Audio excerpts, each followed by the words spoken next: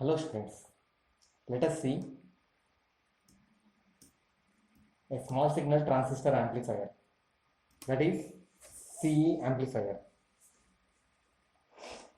So this is a simple diagram for CE amplifier or a common normal amplifier. So while discussing your BJT, that is your bipolar junction transistor, we have seen some configurations also. That is common emitter configuration, common collector configuration and common base configuration. So among those three configuration, here we are using a common emitter configuration for small signal amplification. So before going to in detail, so what is the amplification? Amplification is nothing but strengthening the signal. So this is your a signal. This is passed through the amplification stage, and this is your output. So if you compare your input signal and output signal, the output is larger. The magnitude is increased in the output with respect to the input, but the shape is same, but there is only the phase change. In CE amplifier, the phase difference between your input and output is 180-degree phase shift. How it is shifted with 180-degree, we'll get to know in detail in this video.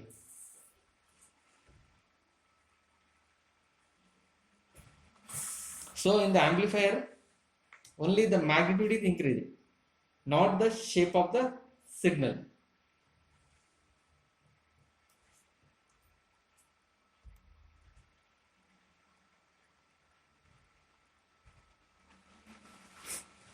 So in the amplifiers are classified according to the configuration and according to the mode of operation and according to the type of signal. According to the type of signal, the amplifiers are classified as small signal amplifier and large signal amplifier. According to the type of configuration employed in the amplification process, common emitter configuration, common base configuration and common collector configuration. And they are classified according to the efficiency class A power amplifier, class B amplifier, class C amplifier and class AB amplifier. And according to the frequency of operation, direct current, audio frequencies. In the direct current means nothing but the frequency is 0. Audio frequency amplifiers, radio frequency amplifiers, VHF, very high frequency, ultra high frequency and SHF frequencies. Now we are going to see a small signal amplifier with common emitter configuration. So amplifier is nothing but it is a block or box which contains some amplifier circuit. That amplifier circuit may be implemented with bipolar junction transistor or field effect transistor or operation amplifier. So you can do amplification with either with BJT, a FET or with operation amplifier also. So each is having some respective advantages and disadvantages. So this is a common emitter amplifier circuit. In this common emitter amplifier circuit, you are having fixed bias, voltage divider bias for getting less distorted output. So this voltage divider bias and common, that is of fixed bias, these are all the biasing techniques. Biasing is nothing but applying voltages to your junctions. That may be a emitter to base junction or collector to base junction. Here we are using, so by seeing this symbol, we can say that we are using NPN transistor because the arrow mark is outside. So this is your NPN transistor, N, this is your N, and this is your P. This is your N, this is your emitter, this is your N, and this is your P, and this is your N. That is, this is your emitter. Here the emitter is common, and this is your base, and this is your collector. So emitter is common between input and output section. Here we apply input signal between your base and emitter, and we receive or we measure the output between your collector and our emitter. The output is here, we are taking the output signal, that is your V out, that is your Vc is nothing but your V out. So before applying a input signal, we need to set a proper biasing to get undistorted output. So for that one, we have to use a Q point. We have to select a Q point in the middle of a DC load line. The DC load line is selected by using your, from the characteristics of your CE.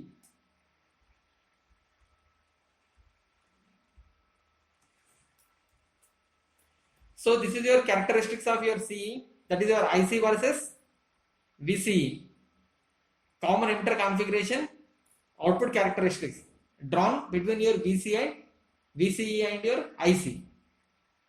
This is your IC and this is your VCE. That is, VCE is nothing but your collector to emitter voltage, IC is nothing but your collector current. So this is called as a load line. This is called as a load line. We have to at this. So if you observe here, you are having some characteristics at different values of IB. So this is your output characteristics of your CE amplifier at different values of IB current. At IB equal to 10 microamps, you got this curve line. At IB equal to 20 microamps, this is your line. Like that, at different values of IB, we got characteristics between your IC and VCE. So if you draw a line IC versus VCE, this is called as a load line.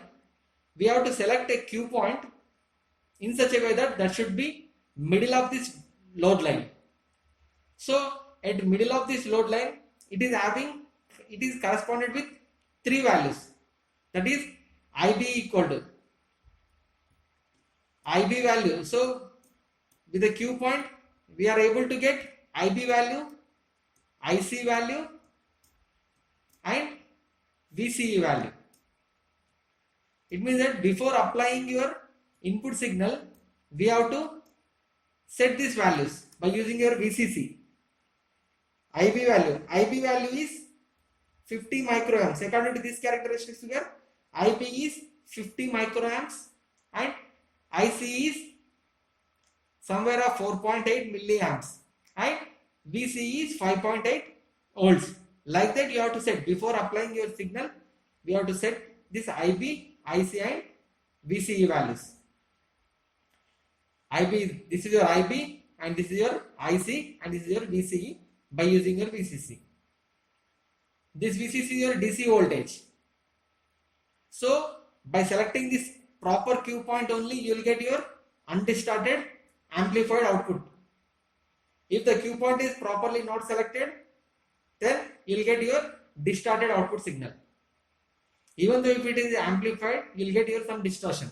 So the Q point selection is very important in amplification. So here, by using these characteristics, it is possible to select your a proper Q point.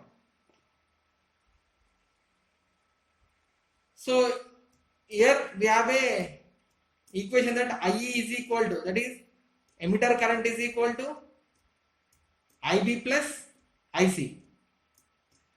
IB plus IC. IB plus IC. So if IB increases, IC increases, automatically IE also increases. So for example, consider during your positive off cycle. During the positive off cycle, what happens? So for example, this is your positive and this is your negative. This is your input. For example, consider this is your input. So during this positive off cycle, this is your P and this is your N and this is your P. This is NPN. This is your N.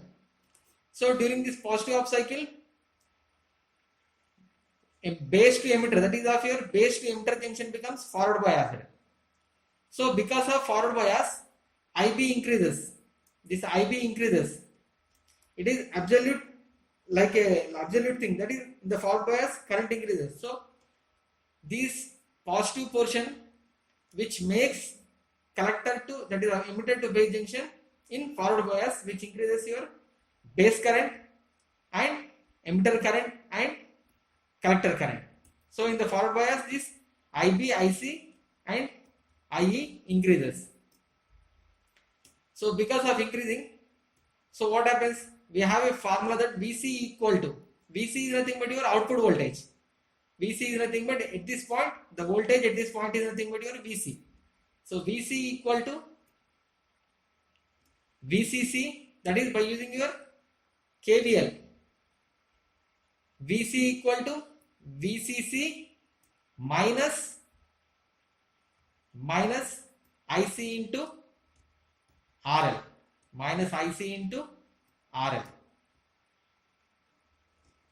minus IC into RL. For example, during this positive portion, IC increases. If IC increases, then what happens? If this portion increases, then overall this VC value decreases. VC value decreases. So this is your VC, this is your VCE, and this is your IB, and this is your IC. So if IC increases, then output becomes decreases. Output decreases.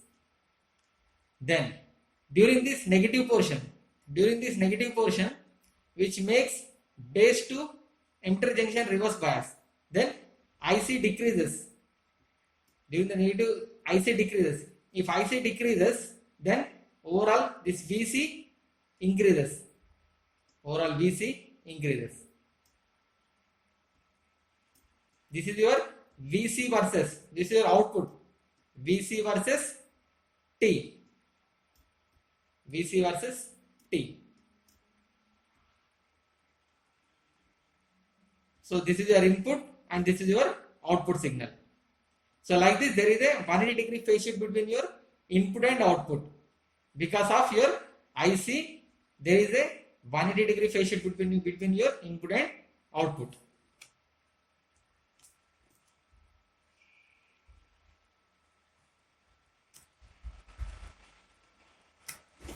So this is your voltage divider R1 and R2. The transistor bias voltage VB is selected by using your VCC into R2 by R1 plus R2, and beta value is your current gain.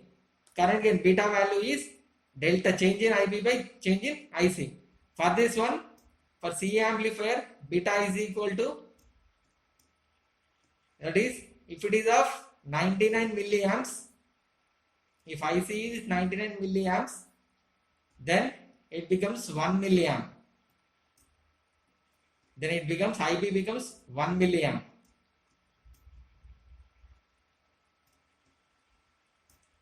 So if amps gets cancelled, then the beta value is 99. This is called as gain factor. It is nothing but the input is, output becomes, there is a relation between input and output is, the input is increased with the factor of 99. That is, output is 99 times of your input signal, the magnitude with respect to the magnitude. So this is your common emitter amplifier, how the amplification is done.